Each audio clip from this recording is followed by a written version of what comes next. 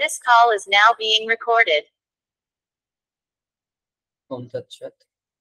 আমি ডাক্তার গোপেশ চন্দ্র রায়, HD homeo medical একাডেমির পক্ষ থেকে আপনাদের সকলকে জানাচ্ছি আন্তরিক শুভেচ্ছা অভিনন্দন। আজকের আমাদের প্যাথোলজি তৃতীয় ক্লাস শেষ হয়ে গেছে।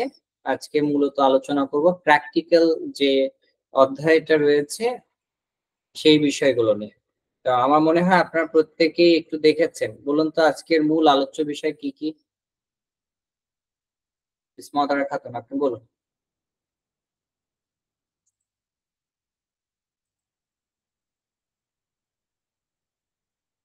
বলতে পারবেন?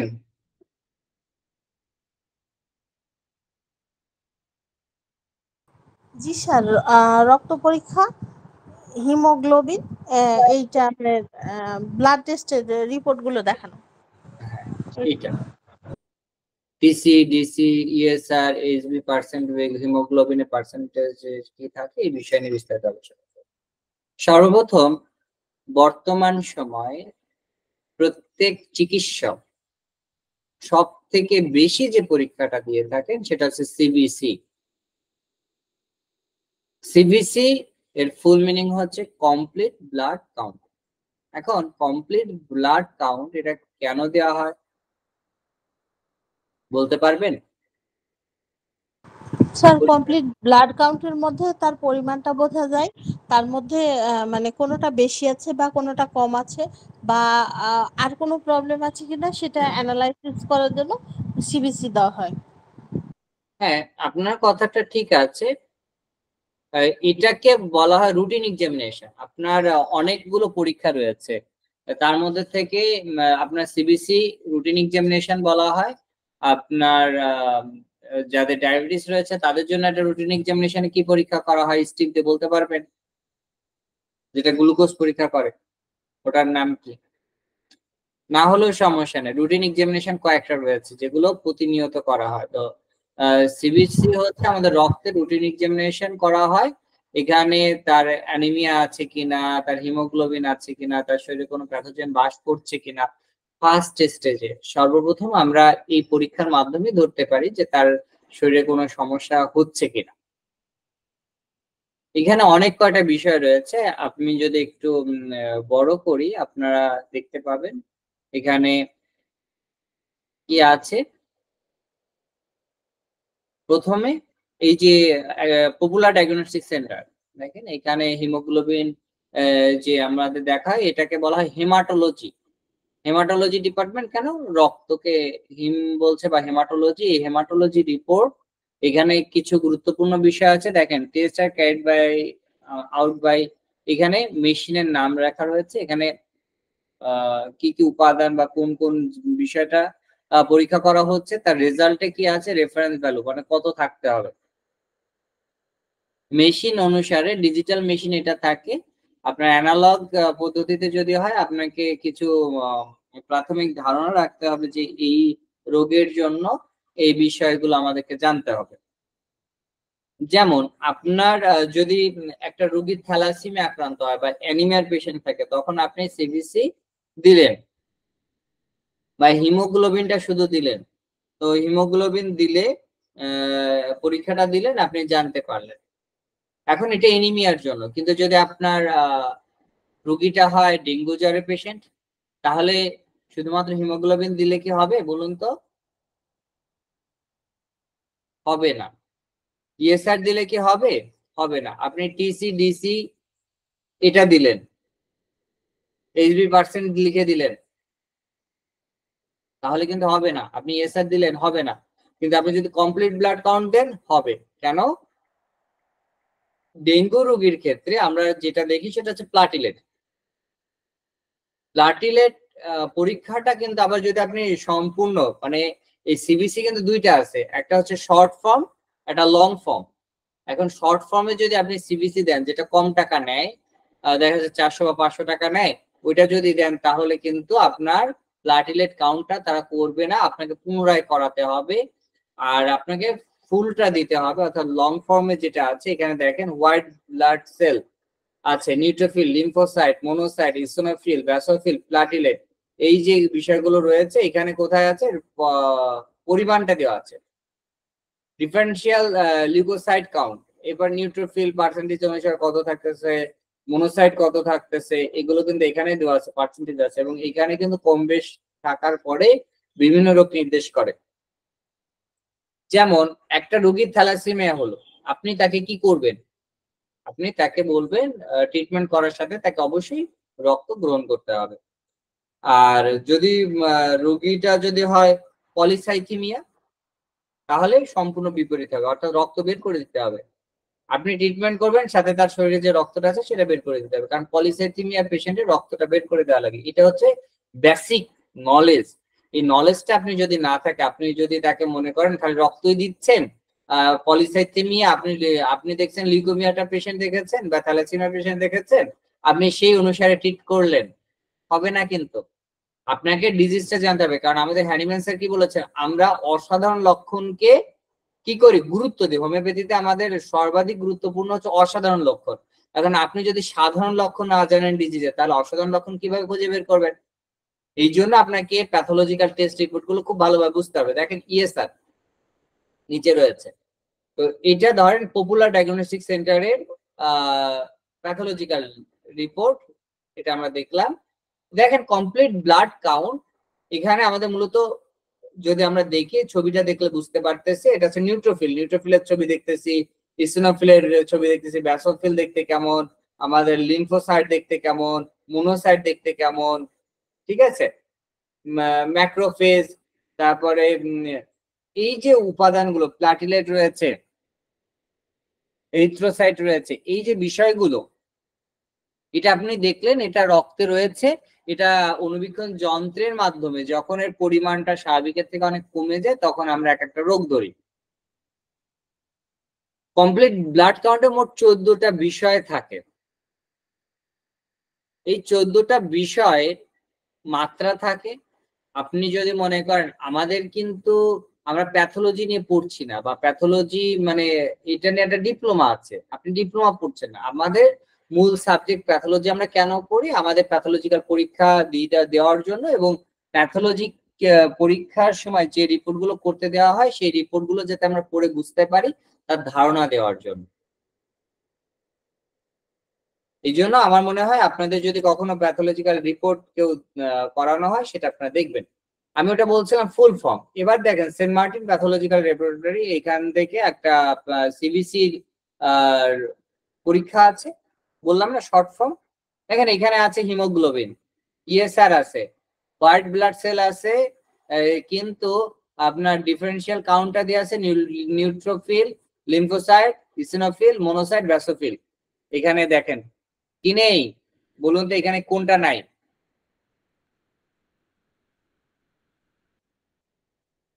বলুন কোনটা নাই? প্লাটিলেট নাই। এটা খুবই গুরুত্বপূর্ণ বর্তমান সময়ের জন্য, কারণ বর্তমানে জ্বর হচ্ছে, আপনি দেখেন আশেপাশে জ্বর অনেক না। এখন জ্বরটা কি জ্বর? এটা ডেঙ্গু জ্বর, টাইফয়েড জ্বর, কোন জ্বর? আপনার জ্বর যদি বেশি থাকে, তাহলে আপনার ইএসআর অবশ্যই অবভিয়াসলি বেশি থাকবে। এখন আপনি যদি ইএসআর বেশি দেখেন, ইএসআর দেখেও কিন্তু আপনি অনেক কিছু নির্ণয় করতে পারেন। আপনি কি বলতে পারবেন ইএসআর পরীক্ষা কয় পদ্ধতিতে করা হয়? না স্যার। বাংলাদেশে সব থেকে বেশি ইএসআর পরীক্ষা করা হয় ওয়েস্ট্রা গ্রিন পদ্ধতি, ঠিক আছে। এখন ইএসআর আর হচ্ছে এলাইজা পদ্ধতি, দুইটা পদ্ধতিতে করে, ওয়েস্ট্রা গ্রিন এবং এলাইজা। এলাইজা পদ্ধতিতে যদি করা হয়, এখন ইএসআর বাড়ে কেন, এটা আপনাদেরকে জানতে হবে। ইএসআর বাড়ার অনেকগুলো কারণ রয়েছে, ধরেন প্রায় 12টা কারণ আছে। এই 12টা কারণ আমরা জানবো। যদি 12টা কারণ আমরা জানতে পারি, তাহলে কি করতে পারবো, আমাদের বোঝা যাবে যে ইএসআর কেন বাড়ে। আপনি একটা রক্ত পরীক্ষা দেখে আপনি ধারণা করতে পারবেন তার কি রোগ হতে চলেছে বা হচ্ছে। সাধারণত ইএসআর বাড়ে কিসের জন্য? প্লুরাল ইনফেকশন, যদি তার ফুসফুসের সমস্যা থাকে, লাংসের সমস্যা থাকে, অধিকাংশ বলা হয় টিউবারকুলোসিসের যারা আক্রান্ত পেশেন্ট রয়েছে তাদের ইএসআর বেশি থাকে। টিউবারকুলোসিসের মধ্যে আপনার ম্যাক্সিমাম মিলিয়ারি টিউবারকুলোসিস, এখানে ইএসআর পরিমাণ বেশি থাকে, সাধারণত 40-র উপরে থাকে, 45 বা 60 পর্যন্ত থাকে, বা কারো বেশি থাকতে পারে। কিন্তু এখানে কিন্তু 20 বা 30 থাকবে না, এর থেকে বেশি থাকবে, ঠিক আছে। তারপরে আপনার টক্সিমিয়া, অর্থাৎ তার শরীরে যদি কোনো প্রকার বিষ যায়, বলে না একজনের শরীরে বিষ গেছে, বিষ গেলেও কিন্তু ইএসআর লেভেলটা হঠাৎ করে বেড়ে যায়। অনেক সময় বাচ্চা কনসেপ্ট করেছে, মা সেকেন্ড ট্রাইমেস্টার হয়েছে, আপনার সেকেন্ড মান্থ হয়েছে, 2য় মাসের পরের থেকে আপনার ইএসআর ক্রমান্বয়ে বাড়তে থাকবে। রিউমেটিক ফিভারের প্রথম পর্যায় থেকে আপনার ইএসআর বাড়া শুরু করে। মায়োকার্ডিয়াল ইনফেকশন যদি থাকে তাহলে ইএসআর বাড়ে। তারপরে রিউমাটয়েড আর্থ্রাইটিস যখন ক্রনিক হয় তখন ইএসআর পরিমাণ আরো বাড়তে থাকে। যদি তার কিডনির সমস্যা হয়, নেফ্রাইটিস বা নেফ্রোসিস যদি থাকে তাহলে ইএসআর বাড়ে। যত প্রকার শক আছে এগুলো হওয়ার পরে কিন্তু তার ইএসআর বাড়ে। এরপরে কি,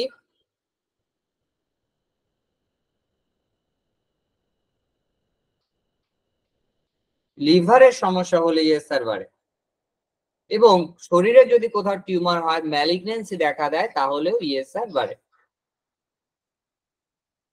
শব্দ বন্ধ করো।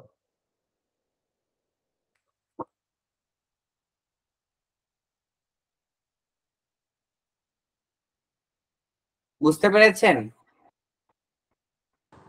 জি স্যার।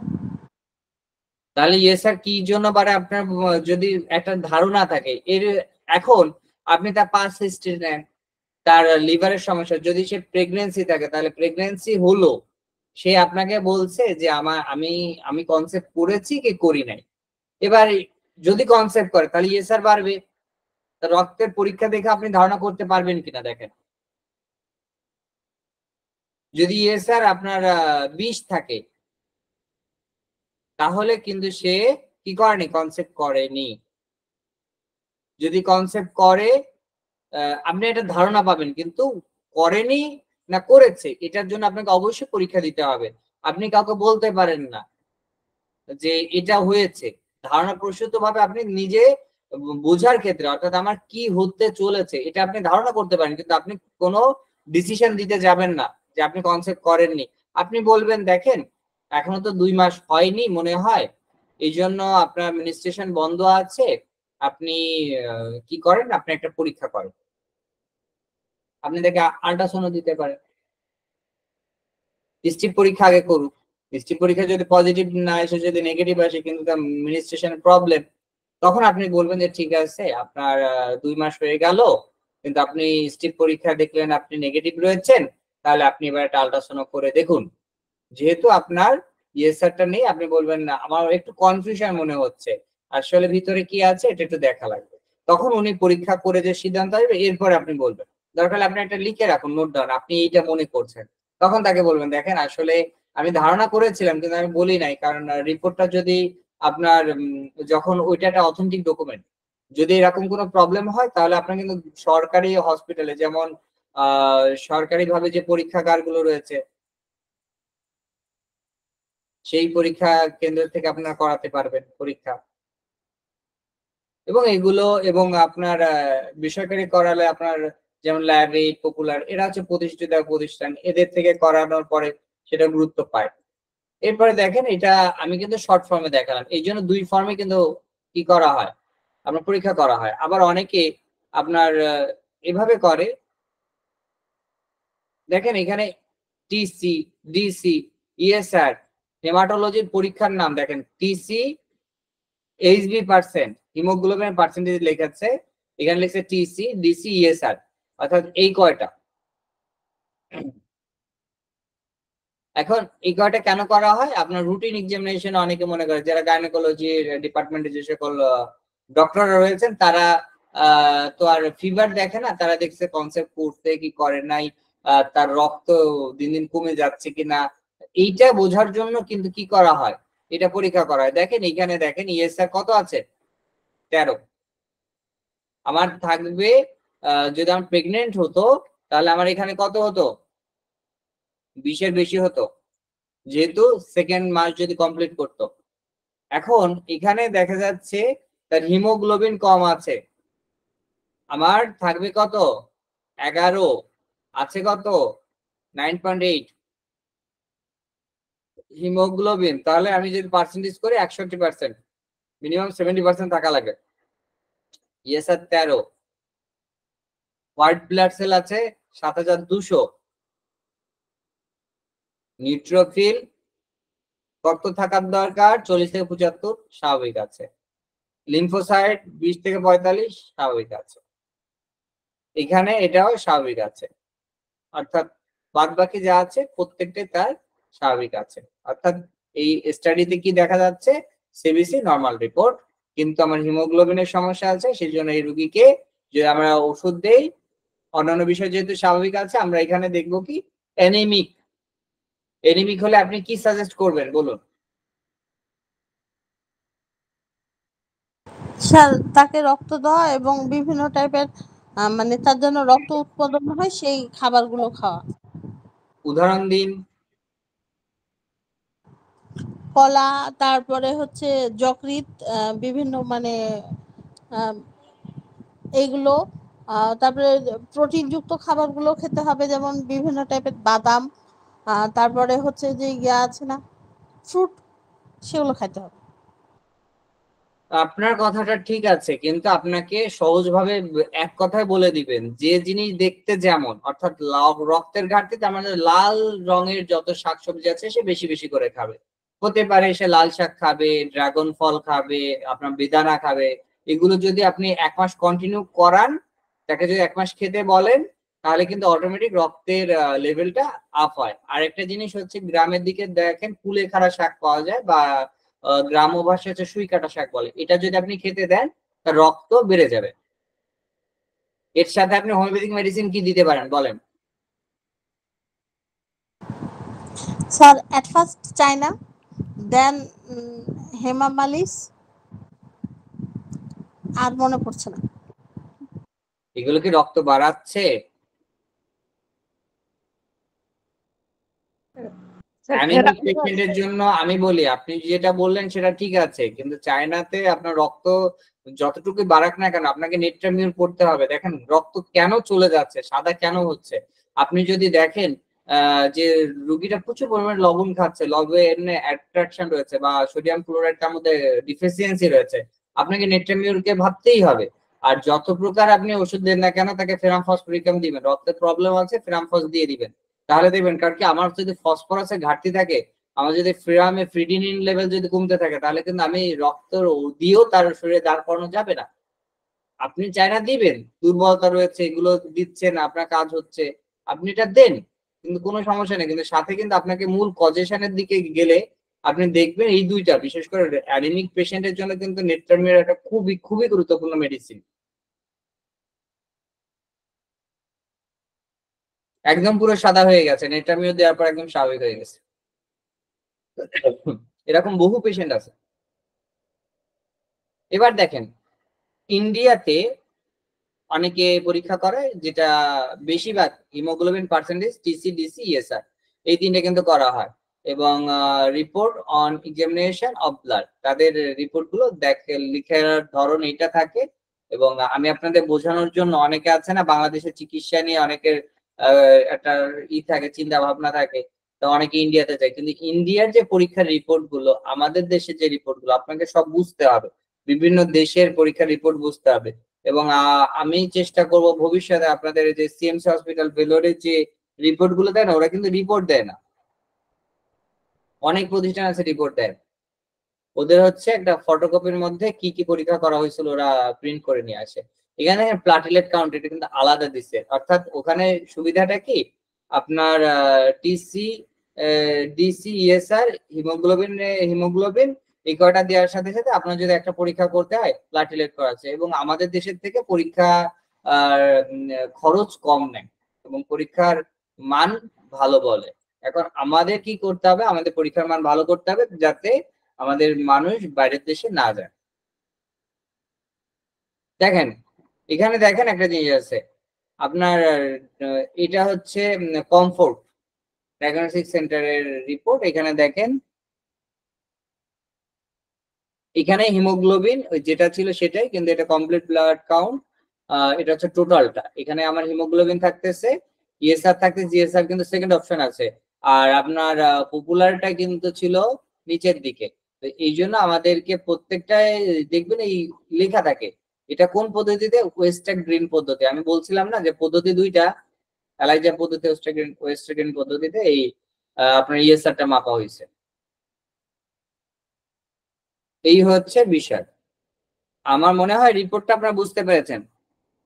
এখন আপনারা যদি একটু বাস সাইডে দেখেন, এখানে দেখেন রক্ত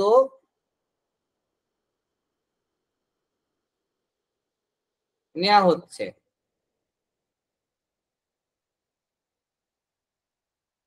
বাস সাইডের ছবি দেখলে তো এটা বোঝা যাচ্ছে নাকি? জি স্যার, বোঝা যাচ্ছে। এখন এই যে রক্ত নেওয়া হচ্ছে, দেখা যাচ্ছে ভেইনের থেকে রক্ত নিচ্ছে, এরপর একটা টিউব রয়েছে, টিউবে দেখেন একটা প্লাজমা রয়েছে, হোয়াইট ব্লাড সেল, প্লাটিলেট, এখানে রেড ব্লাড সেল আছে, তাই তো? এখন জি। আপনারা দেখেন এটা আমাদেরকে শিখতে হবে। এবার আপনার এই ভিডিওটা দেখেন, ভিডিওটা দেখলে আপনি বুঝতে পারবেন। আমাদের আজকের বিষয় ব্লাড কালেকশন। আপনারা কি কথা শুনতে পাচ্ছেন? টিউবের ভিন্ন ভিন্ন কালার আপনারা দেখতে পাচ্ছেন। তো এই ভিন্ন ভিন্ন কালারের শব্দ শোনা যাচ্ছে? ভিন্ন ভিন্ন ভাবে কালেকশন যা বলতে বুঝতে পারছেন? কেন ক্লিয়ার শোনা যাচ্ছে। ভাবে কালেকশন করতে হয়, এই সবকিছু থাকবে এই ভিডিও। দেখেছেন তো কিভাবে মেশিনে আপনার এটা রোটেশন হয়? করে দেখতে থাকুন। আর হ্যাঁ, আমার চ্যানেলটি যদি বর্তমান সময় এখনই সাবস্ক্রাইব করে দিন। এই যে আপনার যে এইগুলো দেখতেছেন, টিউব দেখতেছেন, তিনটা কালার, চারটা টিউব, মোট 5 প্রকার টিউব আছে। সব থেকে বেশি এই 4টা টিউব ব্যবহার করা হয় বর্তমানে রক্ত পরীক্ষার জন্য। এই টিউব গুলো আপনার আরো সহজ করে দিয়েছে, বিভিন্ন পরীক্ষার জন্য বিভিন্ন টিউব ব্যবহার করা হয়। আপনার রং দেখলেই বুঝতে পারবেন। আপনাদেরকে এই বিষয়টা খেয়াল করতে হবে, কারণ আমরা একজন ডাক্তার, যদি আপনি নিজেকে বলেন এখন কোন টিউবে কি থাকে, আপনি যদি না ধারণা রাখেন তাহলে কিন্তু এটা পরবর্তীতে নিজেদের পরিচয় দিতে কিন্তু কেমন বিব্রত হতে হবে। এই জন্য এই বিষয়গুলো আপনাদের খুব গুরুত্ব সহকারে দেখতে হবে। একটা বেগুনি, লাল, এটা সাদা বা অ্যাশ কালারের টিউব বলা হয়, আর এটা হচ্ছে নীল কালারের। এবার এই প্রত্যেকটা টিউবে কিন্তু দেখেন, আপনারা দেখেন এখানে লেখা আছে K3 EDTA, ঠিক আছে? এখানে EDTA এটা খেয়াল করবেন, আর সেটির কালারের দিক, ঠিক আছে? প্রথমে যে টিউবটি আছে এটি হলো পার্পল কালার। তো এই পার্পল কালারের যে টিউব, এটির গায়ে কি লেখা আছে সেটি একটু ভালো করে খেয়াল করুন। দেখুন লেখা আছে EDTA। তো EDTA লেখা এই টিউবে আমরা কি ধরনের টেস্টের জন্য এই টিউবটি ব্যবহার করব সেটি আমরা জানব। তো এবার জেনে নিন এই পার্পল কালারের টিউবে আমরা দেখেন নাম, টেস্ট, ডেট, তিনটা জিনিস লেখা থাকে। এটা কিন্তু সহজ, এটা মার্কারে লিখে দেওয়া যায়।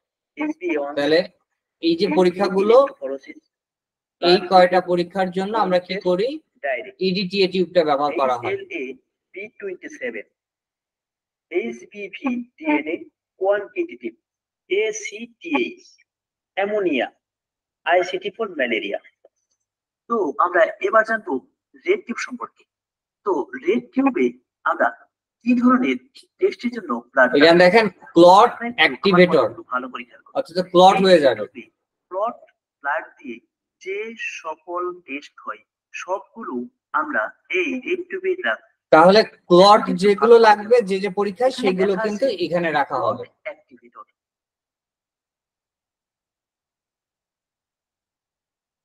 আমরা এবার জানবো হোয়াইট টিউবটির বিষয়ে। তো এই টিউবে আমরা কি ধরনের টেস্ট, দেখেন এখানে লেখা আছে গ্লুকোজ, আমরা গ্লুকোজ ব্লাড সুগার মানে ডায়াবেটিস পরীক্ষার জন্য যা যা লাগে সেটা, blood sugar, RBS, FBS, OGTT জন্য আমরা এই টিউবে ব্লাড রাখবো। এবার আমরা জানবো ফ্লোর টেস্ট টিউবে কি ধরনের ব্লাড রাখবো। আমরা এই ফ্লোর টিউবে যেসব টেস্টের জন্য ব্লাড রাখবো তা হলো ব্লাড প্রথম বিনটায়, APTT, D dimer, factor 8 and factor 9। এই ধরনের টেস্টের জন্য দেখেন এগুলোতে কিন্তু এক প্রকার সলিউশন দেওয়া আছে অল্প একটু পরিমাণে, এটা থাকে যাতে রক্ত পরীক্ষা করতে আমরা এবার সুবিধা হয়। দেখাবো যে এই টিউবগুলোতে ব্লাড রাখলে সেই ব্লাড কি অবস্থায় থাকে আর দেখতে কিরকম হয়, এই বিষয়টি এখন দেখব। আমি আবার বলছি, আপনারা এই ভিডিওটি স্কিপ না করে দেখতে থাকুন। তো অনেকে এই টিউবটিকে সিবিসি টিউব, কেউ বা ইডিটিএ টিউব বলে থাকে। তো এই টিউবে ব্লাড রাখলে যা হবে আমি একটু ভালোভাবে দেখানোর চেষ্টা করছি যে দেখেছেন সহজে রক্তটা মিশে যাচ্ছে, যে উপরে যে প্লাজমা পড়েছিল দেখছেন, উপরে এটা যে নাড়ানোর পানি সাথে অংশ, সাথে রক্তটা এই অংশের সাথে সলিউশনের সাথে খুব সুন্দর মিশে যাচ্ছে। মিলিয়ে গেল। অর্থাৎ আমার সিবিসি করতে গেলে টোটাল রক্তটা লাগে সেই জন্য। মিলিয়ে যাবে।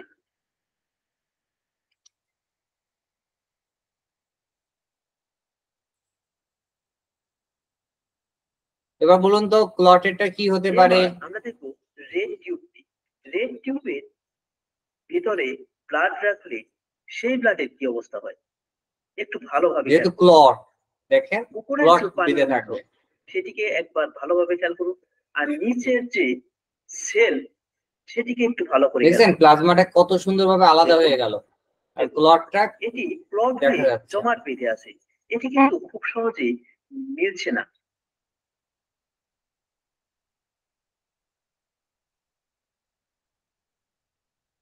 এবার আমরা দেখবো হোয়াইট যে টিউব, সেই টিউবে ব্লাড রাখলে কি অবস্থা দাঁড়ায়। তো এই দেখুন, এটি হলো সেই টিউবটি। তো এই টিউবে ব্লাড রাখলে দেখুন একটু এটাও কিন্তু ভালো করে খেয়াল সিবিসির করুন। মতন রক্তটা সহজে খুব কি হচ্ছে দ্রুত মিশে যাচ্ছে। আপনারা কিন্তু এই ভিডিওটি আমি আবার বলছি ভালোভাবে বোঝার চেষ্টা করুন। আমরা যখন এই গ্লুকোজ টিউবে ব্লাড রাখছি তখন কিন্তু সেটি মিলিয়ে যাচ্ছে।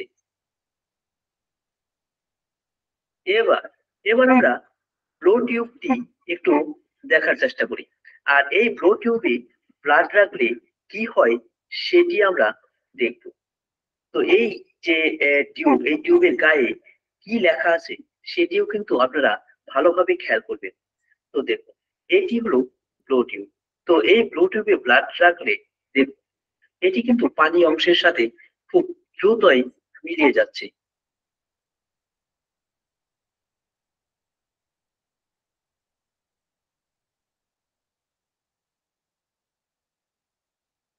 এবার আমরা একটি বিশেষ টিউব সম্পর্কে কথা বলবো। দেখুন এই টিউবটি এটা হচ্ছে ব্যতিক্রম। ইয়েস এই স্যার, টিউবটি দেখতে লম্বা। এই টিউবটি হলো ইএসআর টিউব। তো এই টিউবটি দিয়ে আমরা ইএসআর করব। তবে এখানে কতটুকু ব্লাড নিতে হবে বা প্রত্যেকটা টিউবে কতটুকু ব্লাড নিতে হবে সেই বিষয়েও আমি এই ভিডিওর মাধ্যমে কথা বলবো। তো এই টিউবটি একটু ব্যতিক্রম, তবে এই টিউবের গায়ে যা লেখা আছে সেটি হলো সোডিয়াম সাইট্রেট 3.8%। এই লেখাগুলো কিন্তু ভালোভাবে খেয়াল করার চেষ্টা করবেন আর বোঝার চেষ্টা করবেন। ভালো করে দেখুন সোডিয়াম সাইট্রেট 3.8%, আর নিচে যে পানি অংশ এটি হলো সোডিয়াম সাইট্রেট 3.8%। তো এটি হলো ব্লাড। এই টিউবে ব্লাড রাখলে ঠিক এরকম দেখাবে। আর এটি মেশিনের মাধ্যমে আমরা ইয়েচার করব। আর দেখুন এটি উপরের পানি অংশের সাথে খুব দ্রুতই মিলিয়ে যাচ্ছে। আমার চ্যানেলটি যদি এখনো সাবস্ক্রাইব না করে থাকেন এখনই সাবস্ক্রাইব। তাহলে আমরা আপনার ওটা দেখতে পারলেন। এবার দেখেন এখন আরো সহজ হয়ে গেছে। এই যে রক্ত কালেকশন করলো না, এবার আপনার বিভিন্ন প্রকার অ্যানালাইজার রয়েছে, ডিজিটাল আপনার রক্ত পরীক্ষা করার জন্য অনেকগুলো মেশিন আছে। এই মেশিন গুলোতে কি করে, আপনার পিপেট ট্রিপটাকে এটা রাখা হয়, রিজেন ডিস্কে দেওয়া হয় এবং ওইখান থেকে আপনার রক্তটা সরাসরি দেওয়া হয়। দেওয়ার পরে এরকম আপনার মেশিনে দেওয়ার আগে যদি এভাবে দেওয়া হয় অটোমেটিক সেখান থেকে কিন্তু রিপোর্ট গুলো চলে আসে ডিজিটাল মেশিন গুলোতে।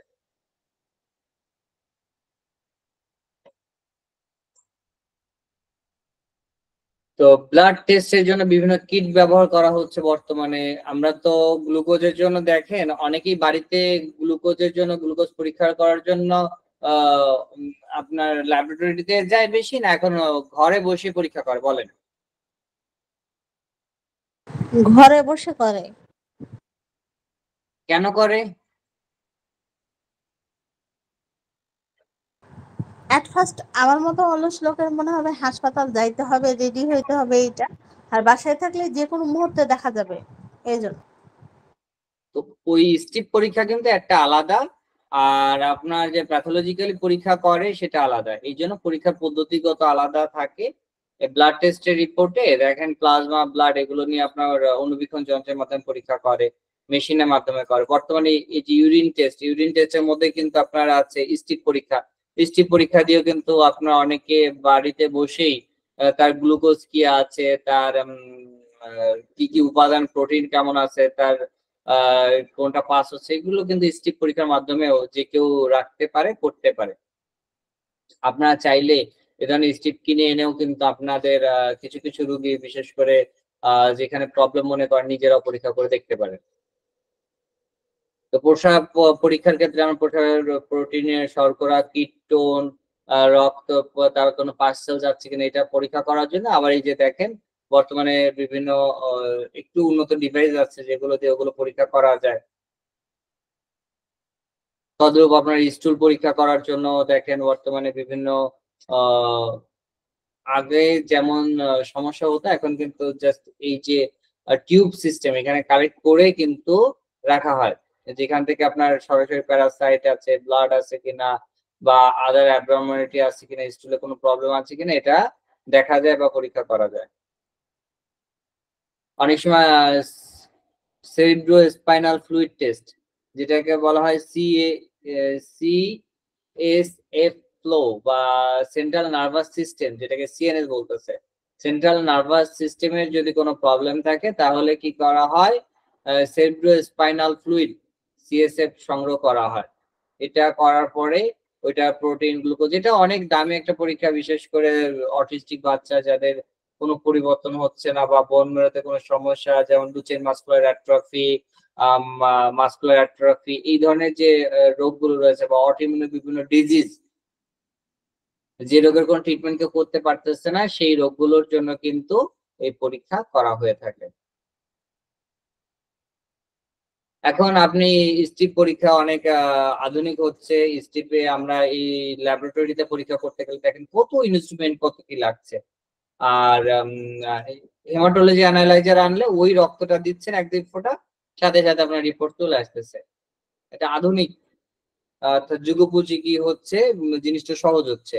আর ব্লাড নেওয়ার পরে এটা যে রিপোর্টটা দেয়, এইভাবে রিপোর্ট আপনারা চাইলেও জানবেন। যেমন কোলেস্টেরল, বর্তমানে যে কোলেস্টেরল নিয়ে অনেক কথা বলা হয়, তো কোলেস্টেরলের লিপিড প্রোফাইল দেখা হয়। দেখেন এইচডিএল কোলেস্টেরল এটা কতটুকু, এলডিএল কোলেস্টেরল কত বড়, ট্রাইগ্লিসাইড দেখতে কেমন, টোটাল কোলেস্টেরল কি থাকে, এটা রক্তের মধ্যে থেকে দেখা হয়। আমরা টোটাল কোলেস্টেরল পরীক্ষাকে কি বলতেছি, লিপিড প্রোফাইল টেস্ট, ঠিক আছে? এখন কোলেস্টেরল কি আমাদের উপকারী না অপকারী? সব দুইটাই আছে, উপকারী আছে, অপকারী আছে। আপনার কথা ঠিক আছে, আমাদের উপকারী অপকারী, যদি এটা মাত্রাতিরিক্ত হয় অপকারী, আর মাত্রায় যদি থাকে তাহলে এটা উপকারী। এটা না থাকলে রোগী কি হবে না, তার শরীরের যে জ্বালানি, অর্থাৎ আমাদের শরীরটা যে ফুয়েলটা লাগে, এটা কিন্তু কোলেস্টেরল। অর্থাৎ কোলেস্টেরল যদি না থাকে তাহলে আমাদের শরীরের অধিকাংশ কর্ম ক্ষমতা হারিয়ে ফেলবে। আর বেশি হয়ে গেলে কোলেস্টেরল হার্ট অ্যাটাক, স্ট্রোক কি করবে, ওটা হওয়ার জন্য সাহায্য করবে। এখন দেখেন লিপিড প্রোফাইলের জন্য কিন্তু আলাদা আপনার মেশিন পাওয়া যাচ্ছে, যেখানে স্ট্রিপ পরীক্ষার মাধ্যমে কিন্তু এই পরীক্ষাগুলো করা যায়।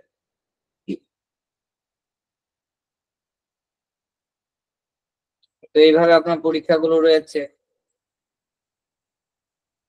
লিপিড কিট বলা হয়, ইলেকট্রোলাইট কিট বলা হয়, এই ধরনের বিভিন্ন কিট বর্তমানে বাজারে পাওয়া যাচ্ছে। ইলেকট্রোলাইট কিট মেশিন আছে, যেখানে আমরা calcium, chlorine, copper, magnesium, phosphorus এগুলো ঘাটতি আছে কিনা সেটা আমরা জানতে পারি।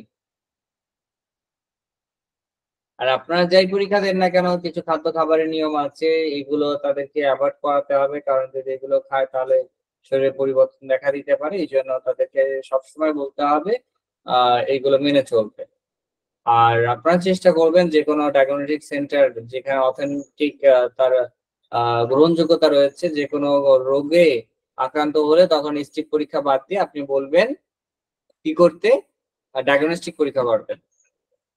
তবে হ্যাঁ, যদি এমন হয় ইমার্জেন্সি প্রবলেম হয় সেক্ষেত্রে আপনি বলবেন যে আপনি একটা কিট কিনবেন, আপনি এতক্ষণ পর পর দিনে 24 ঘন্টা পর পর আমাকে আপনি পরীক্ষা করে স্টিপে কি রেজাল্ট আসতেছে সেটা আপনি আমাকে মেসেজ করে জানাবেন, সেই অনুসারে আমি ওষুধ খাওয়ার নিয়ম কানুন পরিবর্তন করে দিব।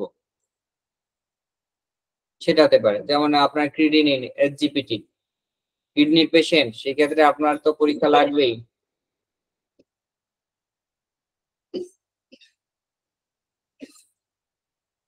সি রিঅ্যাক্টিভ প্রোটিন,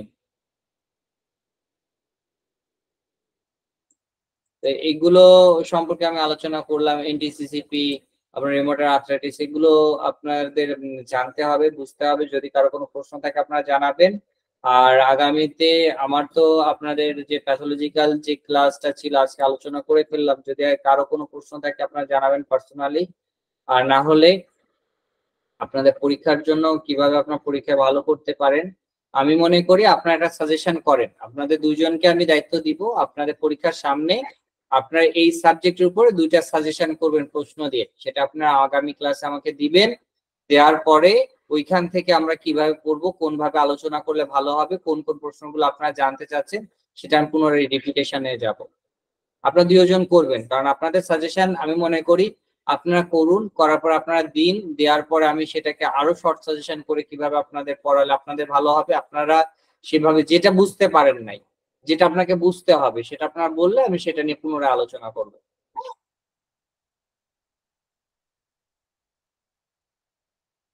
ইসমতারা খাতুন, হ্যাঁ বলুন। স্যার আমাদের তো যে 2023 পরীক্ষা, বন্ধ করে দেন। স্যার আমাদের তো মানে 2023-এ পরীক্ষা হবে, মানে 24